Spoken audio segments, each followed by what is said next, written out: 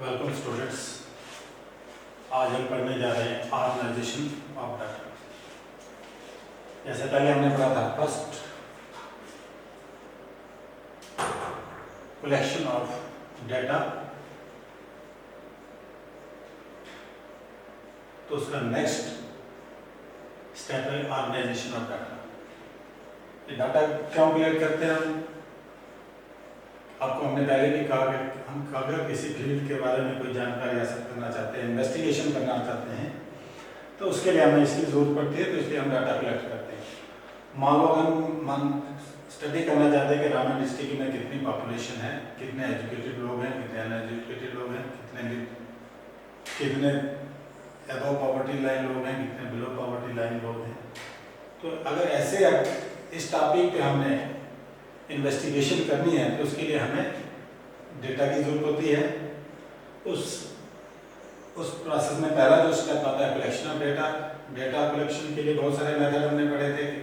Primary data होता है, secondary data होता है। प्राइमरी डाटा हम किस तरीके से कलेक्ट करते हैं, सेकेंडरी डाटा हम कैसे कलेक्ट करते हैं, वो हमने पढ़ लिया। बहुत सारे मेथड से हम जब डाटा कलेक्ट कर लेते हैं, हमारे पास आ जाता है जो डाटा, उसको बोलते हैं रॉ डाटा। जब कोई भी कलेक्शन ऑफ डाटा हम करते हैं कि साथ साथ में उसको हम ऑर्गेनाइज नहीं कर सकते, उनको हम उसको जिसको बोलते हैं रॉ डाटा।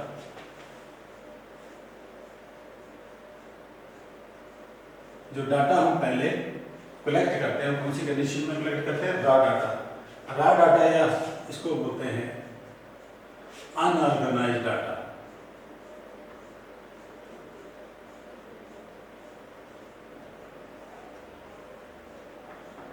Unorganised data. अब इस डाटा को हमें ऑर्गेनाइज करना है, वो कैसे करना है?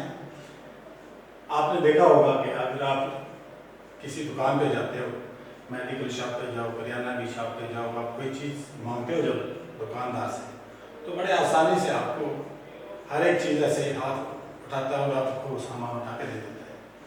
क्यों? क्योंकि उसने ये जो अपना सामान है, ये जितनी भी चीज़ें उसकी होते हैं, उनको अच्छी तरह से ऑर्गेनाइज किया हुआ है, अच्छी तरह से क्लासीफाई किया हुआ है, डिफरेंट कैरेक्टरिस्टिक्स के हिसाब से उनको ऑर्गेनाइज किया होता है। या आपने देखा होगा कोई कबाड़ी वाला एक ढेर लगा के लाता है बाहर से, सारा कचरा जितना भी है, प्लास्टिक, लोहा, कागज, पेपर, कार्डबोर्ड वगैरह सारा इकट्ठा करके डंप करता है। और उस डंप करने के बाद उसको क्या करता है, आके वहाँ पे छांटना स्टार्ट करता है। छांटना जो स्टार्ट करता है, वो देखता है कि कागज वाली चीज़ों को एक तरफ इकट्ठा कर देता है, लोहे वाली चीज़ों को एक तरफ इकट्ठा कर देता है, कांच की चीज़ों को एक तरफ इकट्ठा कर देता है। तो जब डिफरेंट उसको थोड़ा सा आइडिया हो जाता है कि जो उसके पास ये जो कबाड़ है, उससे उसको क्या क्या चीज़ें मिल सकती, क्या उसको हासिल हो सकता है। इसी तरह से जो हम डाटा कलेक्ट करते हैं वो अनऑर्गेनाइज कंडीशन में होता है, रॉ डाटा होता है। रॉ मतलब जिसको हमने कोई शेप, कोई शक्ल नहीं दिया, वो कोई कैरेक्टरिस्टिक्स के हिसाब से अलग अलग नहीं किया होता है। तो इस रॉ डाटा को हमने अगर एक किसी सिस्टम में रखना है, उसको बोलते हैं ऑर्गेनाइजेशन ऑफ डाटा। और ऑर्गेनाइजेशन ऑफ डाटा को ऑर्गेनाइज करने के लिए एक सबसे अच्छा तरीका जिसको हम बोलते हैं classification. Classification of data.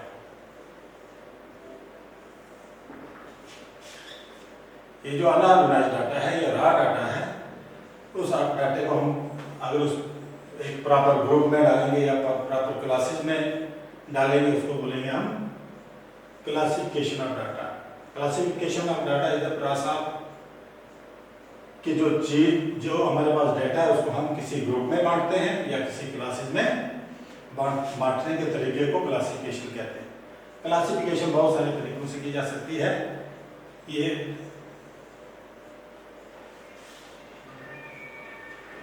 classification can be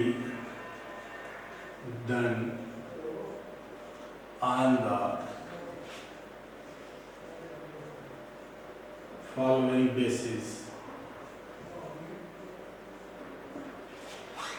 यानी हम क्लासिफिकेशन कैसे कैसे कर सकते हैं? कोई डिफरेंट कैरेक्टरिस्टिक्स के हिसाब से क्लासिफिकेशन करते हैं, जिस पे नंबर वन जो क्लासिफिकेशन कर सकते हैं इसको बोलते हैं जियोग्राफिकल क्लासिफिकेशन।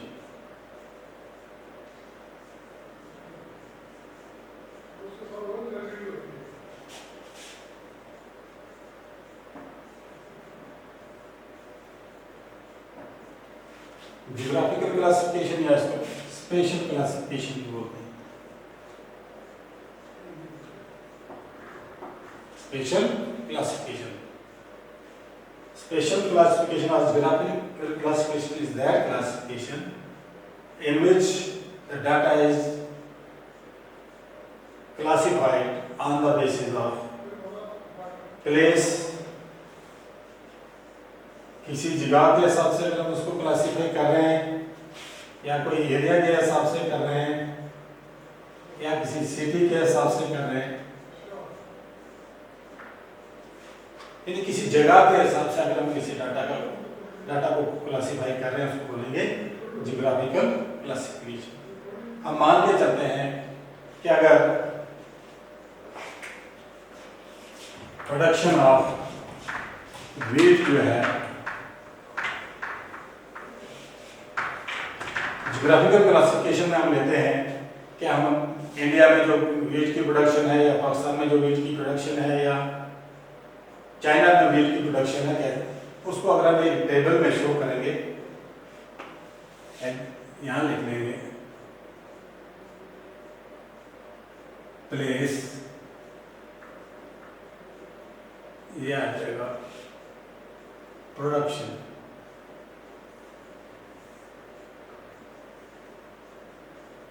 चाइना लिख लेंगे, इंडिया, पाकिस्तान इन मेट्रिक टन्स, कोई भी यूनिट लेते हैं। मान लो चाइना में प्रोडक्शन होता है 200 metric ton of wheat, India में होता है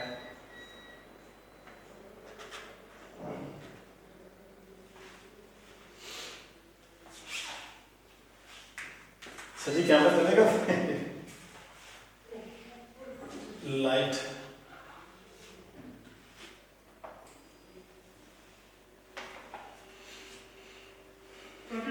आज कंटिन्यू है। अच्छा अच्छा अच्छा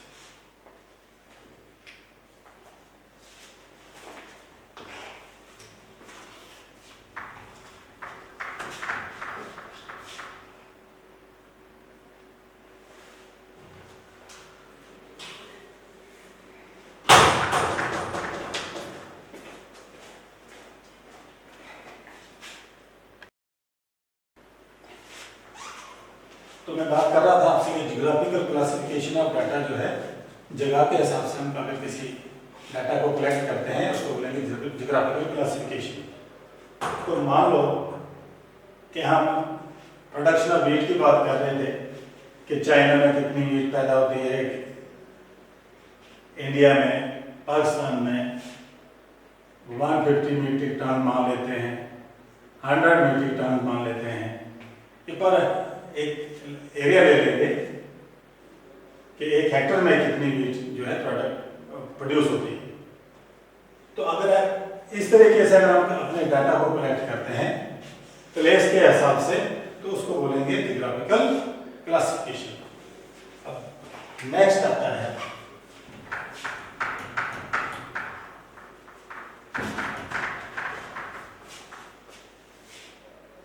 दूसरी क्लासिफिकेशन आता है क्रोनोलॉजिकल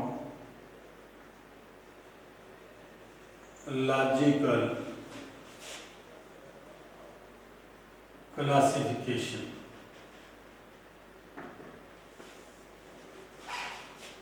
क्रोनोलॉजिकल क्लासिफिकेशन को क्या हो गया, क्रोनोलॉजिकल मीन अगर हम कोई भी क्लासिफिकेशन ऑफ डाटा जो करते हैं on the basis of time करते हैं। इफ the classification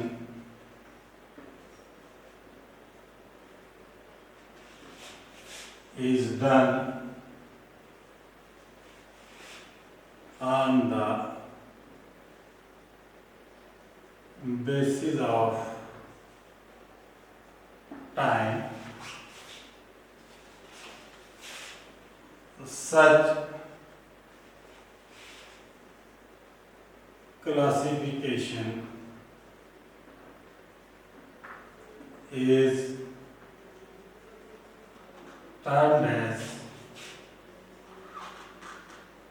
chronological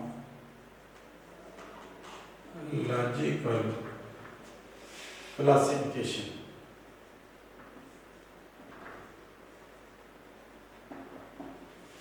अगर आप क्लासिफिकेशन टाइम के हिसाब से करते हैं तो उसको बोलते हैं क्रोनोलॉजिकल क्लासिफिकेशन।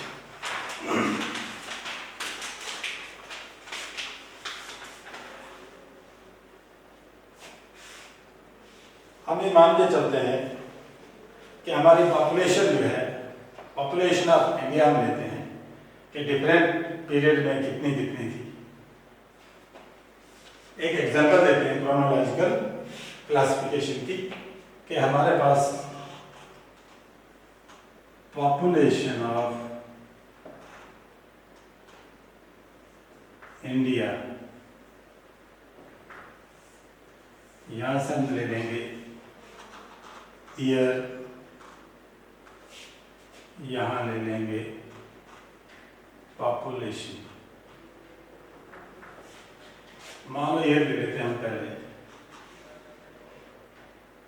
1971, 1981, 1991, 2001।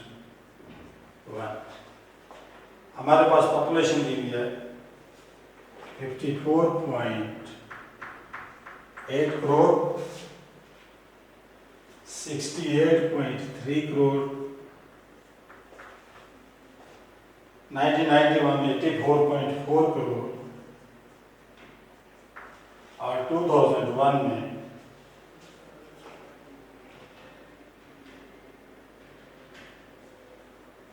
मान लो 100 करोड़। यानी on the basis of chronological classification जब हम किसी डाटा को ऑर्गेनाइज करते हैं उसका मतलब हो गया हम टाइम के हिसाब से क्लासिफाई करते हैं। टाइम हमारा हो सकता है, हम कोई डेली का कोई टाइम ले सकते हैं, 1 बजे 2 बजे 3 बजे, वीकली ले सकते हैं, मंथली ले सकते हैं, या ईयरली। ऐसी क्लासिफिकेशन जिसपे हम टाइम मेंशन करते हैं उसे कहेंगे क्रोनोलॉजिकल क्लासिफिकेशन। इसके बाद नेक्स्ट आता है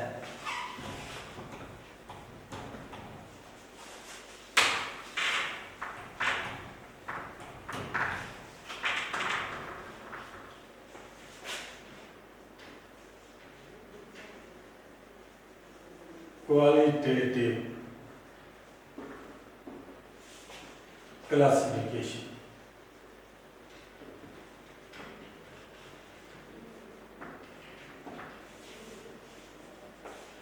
क्वालिटेटिव क्लासिफिकेशन, क्वालिटेटिव क्लासिफिकेशन हो गया if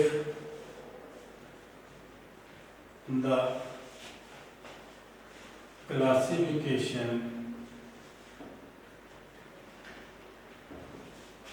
of data is made on the basis of attributes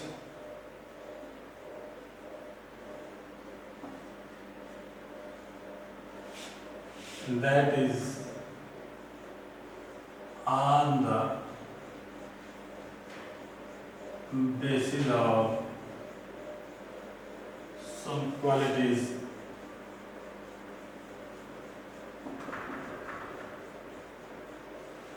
for example honesty,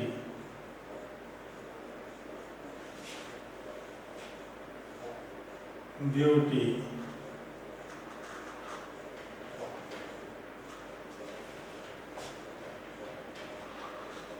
intelligence,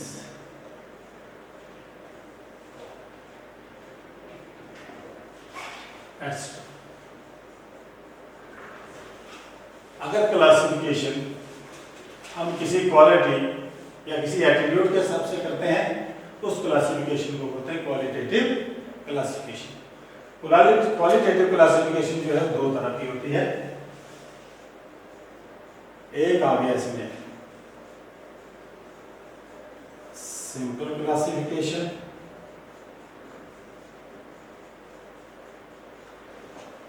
और दूसरा आ गया इसमें manifold classification. Manifold classification. Simple classification क्या हो गया?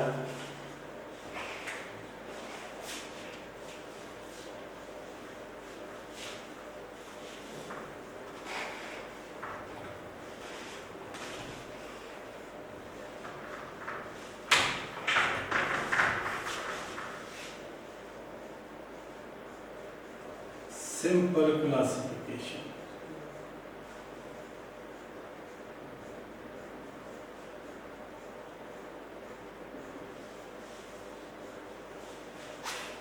सिंपल क्लासिफिकेशन हो गया। अगर हम क्लासिफिकेशन किसी चीज की करते हैं, किसी एट्रीब्यूट की करते हैं, उसमें जो दो कैरेक्टर्स उसके हमें दो कैरेक्टरिस्टिक शो करते हैं, यानी on the basis of dichotomy की क्लासिफिकेशन करते हैं।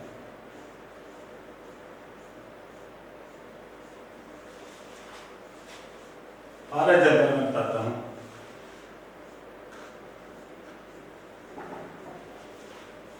अगर हम किसी लेबर क्लास की स्टडी करेंगे, हम जानना चाहेंगे कि हमारे पास कितनी लेबर जो स्किल्ड लेबर है और कितनी अनस्किल्ड। स्किल्ड और अनस्किल्ड लेबर। किसी फैक्ट्री में कोई लोग काम करते हैं, बहुत सारे लेबर होते हैं, उसमें बहुत सारे स्किल्ड होते हैं जो बहुत ज़्यादा हुनर वाले होते हैं, कुछ अनस्किल्ड होते हैं जो कुछ नहीं, जो नॉर्मल मजदूरी वाला काम करते हैं। अगर ऐसे हम क्लासिफिकेशन करते हैं किसी क्वालिटी के बेस पे, जिसके दो मतलब होता है, यानी अपोजिट मीनिंग मान लो, जैसे स्किल्ड आ गया हुनर वाला, अनस्किल्ड आ गया विदाउट आर्ट, या हम करेंगे मैरिड अनमैरिड। अगर इस बेस पे हम क्लासिफिकेशन करते हैं तो इसको कहेंगे simple classification, simple qualitative classification. और जो नेक्स्ट है मैनीफोल्ड क्लासिफिकेशन,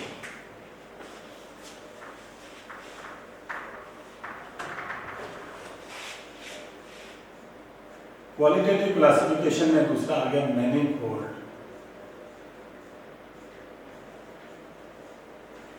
क्लासिफिकेशन।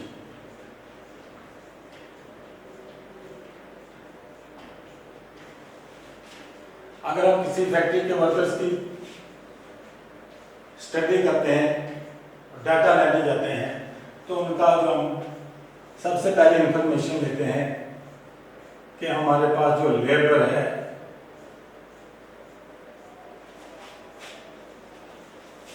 स्किल्ड कितनी है,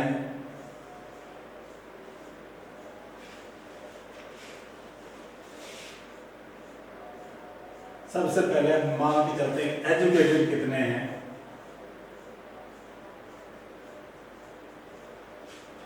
और अनएजुकेटेड कितने हैं।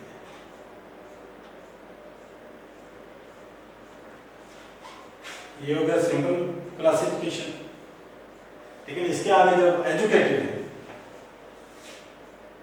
एजुकेटेड में हम फिर ये मान के चलेंगे कि रूरल कितने हैं, इसमें से अर्बन लेबर कितनी है, इसी तरह से अनएजुकेटेड में हम ये जानना चाहेंगे कि एजुकेटेड कितने हैं, रूरल कितने हैं और अर्बन कितने हैं। इससे आगे भी अगर हम क्लासिफिकेशन करें अर्बन या रूरल में से देखते हैं कि मैरिड कितने हैं, अनमैरिड कितने हैं। ये क्लासिफिकेशन आगे हमारी मैनिफोल्ड बढ़ते जाएगी। एक कैरेक्टर को क्लासिफाई करेंगे, दूसरे कैरेक्टर को क्लासिफाई करेंगे, तीसरे कैरेक्टर को क्लासिफाई करेंगे, यानी एक से ज्यादा कैरेक्टर्स को हम क्लासिफाई करते हैं तो उसको बोलते हैं मैनिफोल्ड क्लासिफिकेशन। ये तीसरी टाइप की क्लासिफिकेशन की। इसके बाद आता है सबसे इंपॉर्टेंट जो हम स्टैटिक्स में पढ़ते हैं। आपको पता है कि स्टैटिक्स जो बेस्ड भी है quantitative classification. Fourth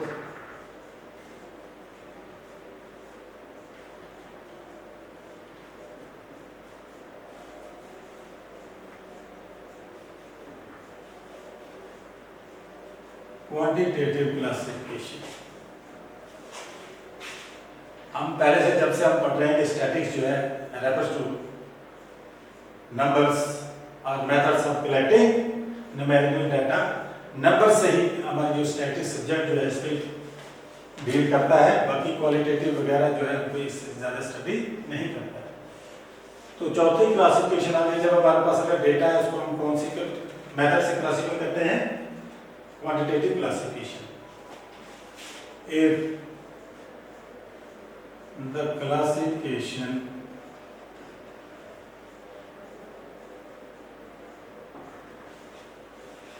of the data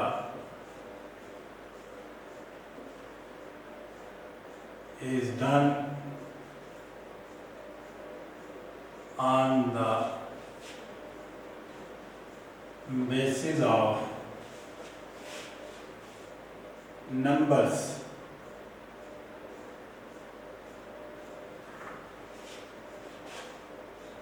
such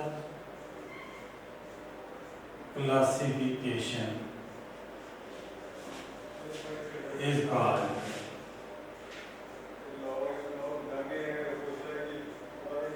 quantitative classification.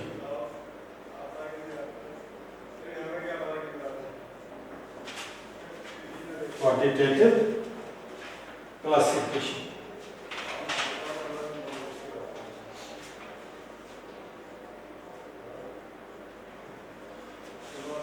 जब हम कोई क्लासिफिकेशन नंबर्स के आधार पर करते हैं तो उसको सीधे सीधे क्वांटिटेटिव क्लासिफिकेशन करते हैं। मान लो हमारे मार्केट में हम देखते हैं दुकानदार जो है पर डे किसकी कितना प्रॉफिट है, सेल है। तो हम एक एग्जांपल देकर समझाते हैं इसे।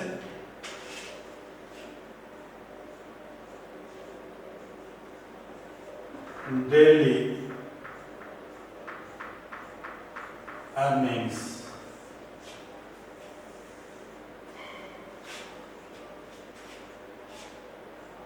number of shopkeepers।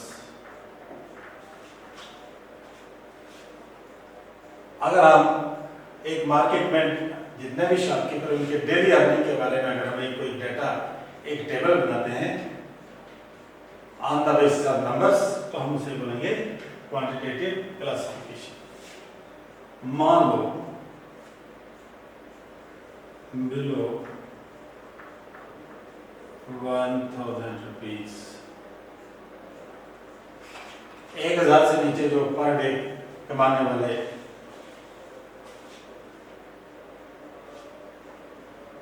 शॉपकीपर मान लो 6, 1000 और 2000 के बीच में पैसा कमाने वाले मान के चलते हैं हम 14 शॉपकीपर्स। 2000 to 3000 पैसा कमाने वाले मान के चलते हैं 25 शॉपकीपर्स हैं और 3000 to 4000 रुपीज कमाने वाले हमारे पास मान लो 5 शॉपकीपर्स। अगर ऐसे आंकड़ों को हम टेबल में शो कर रहे हैं जो न्यूमेरिकल नंबर्स में है उसको बोलेंगे क्वांटिटेटिव क्लासिफिकेशन। तो इस तरह से हम जो हमारे पास डाटा है अगर अनऑर्गेनाइज्ड डाटा जो है उसको हम बड़े डिफरेंट तरीके से क्लासिफाई कर सकते हैं। जैसे जैसे हमारे पास फील्ड ऑफ इन्वेस्टिगेशन होगा वैसे वैसे हम वही मेथड अप्लाई करके इनको ऑर्गेनाइज कर सकते हैं। इसके बाद आता है कैरेक्टरिस्टिक्स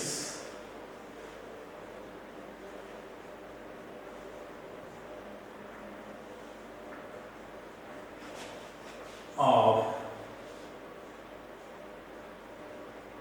क्लासिफिकेशन ऑफ डेटा।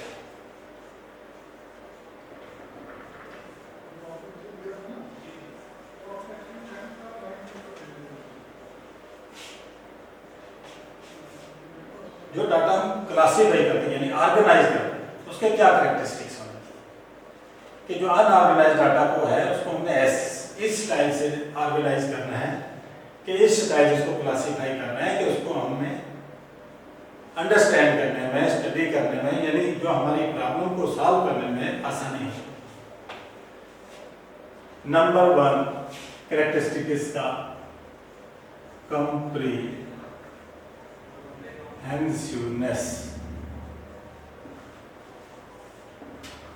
कि डाटा की हमें कंप्लीट स्टडी करनी थॉरो स्टडी करनी है कि उसके अंदर जो भी कोई वैल्यू है वो कहीं रह ना जाए छूट ना जाए कंप्लीट स्टडी करनी है जिसको समझना बहुत इजी हो जाता है। Number 2 characteristic of classification data is clarity. जो डाटा हम ऑर्गेनाइज कर रहे हैं या क्लासिफाई कर रहे हैं उसमें क्लियरिटी होनी चाहिए कि एक बार हम देखते ही हमें पता चल जाए कि हमारा जो ऑर्गेनाइज डाटा या क्लासिफिकेशन है हमारी जो मकसद है फील्ड ऑफ इन्वेस्टिगेशन को उसको समझने में आसानी हो जाए। आप लोग बहुत बार देखते होंगे क्रिकेट मैच में कि जो ही मैच चल रहा होता है तो बीच में वो कभी ग्राफिकली कभी डायग्रामेटिकली वो शो करते हैं स्कोर रन रेट वगैरह जिसको देख के हमें पता चल जाता है कि भाई पहले ओवर में कितने रन बने दूसरे में कितने बने या रन रेट क्या है किस टीम का स्कोर कितना है वो दोनों को कंपेयर करके बताते हैं। तो देखने से ही पता चल जाता है उसका उस ढंग से ऑर्गेनाइज किया जाता है। नेक्स्ट है होमोजेनिटी।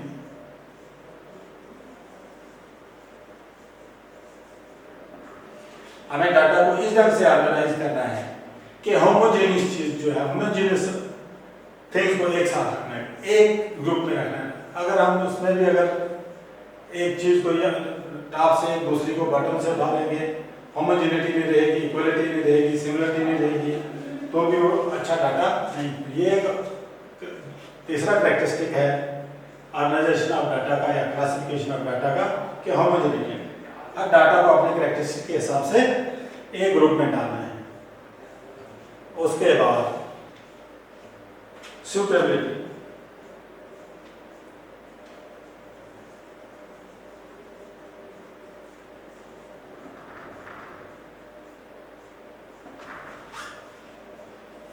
कि हमें डाटा को किस ढंग से ऑर्गेनाइज करना है कि जो हमारे सूट करे जो हमारी ट्रस्ट इन्वेस्टिगेशन में हेल्प करे जो हमारे प्रॉब्लम को सॉल्व करने में हेल्प करे वैसे हमें अपने डाटा को ऑर्गेनाइज करना है। नेक्स्ट है स्टेबिलिटी।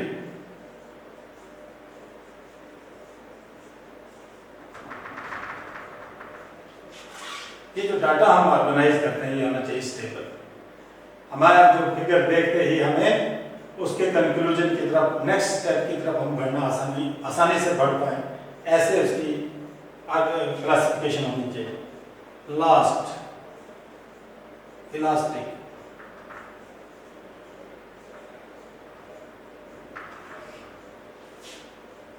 इसका लास्ट कैरेक्टरिस्टिक क्या है कि ये जो हम क्लासिफिकेशन ऑफ डाटा कहते हैं ये इलास्टिक होना चाहिए। इलास्टिक मीन्स अगर कहें कि अगर हमें कोई थोड़ी बहुत चेंज करने की जरूरत पड़ गई, इसमें कोई थोड़ा सा इंटरफेरेंस, थोड़ा सा चेक करने की जरूरत पड़ गई, या हो सकता है कोई थोड़ा सा उसमें हमें कोई क्लियरेंस की जरूरत पड़ेगी, तो उसको हम उसमें वो चेंज कर सकते हैं, तब्दीली कर सकते हैं। तो ये आगे इसके different characteristics of classification of data और ऑर्गेनाइजेशन ऑफ डाटा के डाटा को ऑर्गेनाइज करते हुए इन बातों का हमें ध्यान रखना है, तभी से हमारा डाटा जो अच्छी तरह से क्लासीफाई होगा, जिसको हम अच्छी तरह से समझ सकेंगे, जिसको हम अच्छी तरह से एक्सप्लेन कर सकेंगे। उसके बाद आता है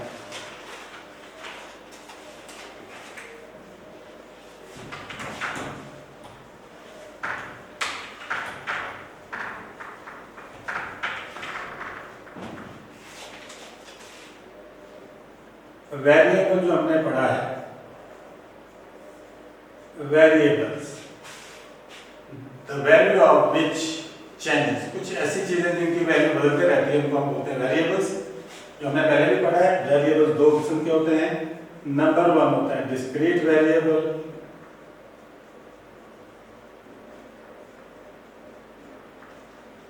और दूसरा है कंटिन्यूअस वेरिएबल। ये जो डाटा कलेक्ट करते हैं हम नंबर्स में कलेक्ट करते हैं, बहुत सारा डाटा ऐसा कलेक्ट करते हैं कि जिसको कोई डिस्क्रीट वेरिएबल होता है, कई कंटिन्यूअस वेरिएबल होते हैं। मान लो ये हमारे स्कूल में कुछ number of students class 9th में हम बोलते हैं कि हमारे पास है 50 स्टूडेंट्स हैं, 10th में 60 स्टूडेंट्स हैं, 11th में 100 स्टूडेंट्स हैं, 12th में 150 स्टूडेंट्स हैं। जब भी हम कोई स्ट्रेंथ की बात करेंगे या क्लास में कितने बच्चे हैं, हम कंप्लीट नंबर्स में बताते हैं कि 9th क्लास में 50 बच्चे हैं, 10th क्लास में 60 बच्चे हैं, 11th क्लास में 100 बच्चे हैं, इसी तरह से 12th क्लास में 150 बच्चे हैं। ये नहीं कहते कि हमारे पास 9th में 50.1, 50.2 या 50/3 स्टूडेंट्स हैं, ऐसे नहीं हो। जिन नंबर्स को हम कंप्लीट नंबर्स में इंटीग्रल पार्ट में हम प्रेजेंट करते हैं उनको बोलते हैं डिस्क्रीट वेरिएबल। जो नंबर्स उनको हम इंटीग्रल कंप्लीट नंबर्स में प्रेजेंट करते हैं उनको बोलते हैं डिस्क्रीट वेरिएबल्स। और कंटिन्यूअस वेरिएबल्स वो हो गया, जैसे आगे हम पढ़ेंगे वो भी, हम मानते हैं 0 to 10, 10 to 20, 0 से 10 साल के बच्चे या 10 से 20 साल के बच्चे हमारे पास हैं 5, 6। 0 to 10 इसका मतलब हो गया 0 से लेके, यानी 0, 1, 2, 3, 4, 5, 6, 7, 8 ये सब इसके अंदर इंक्लूड कर रहे हैं।